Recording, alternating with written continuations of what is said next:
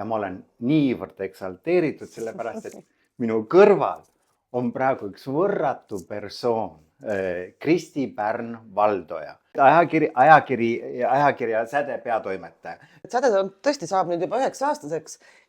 Signora della Säde.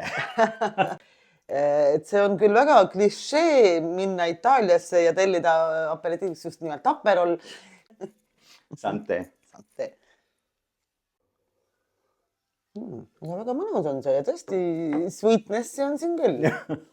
Ja meil tuleb kohe välja 2 uut lõhna, espresso macchiato ja espresso martini. Millised lõhnad mulle meeldivad või et mul on, ütleme, ainult nišiparfüümid ja enamasti ikkagi sellised tugevad. Nii, lõpeta lause.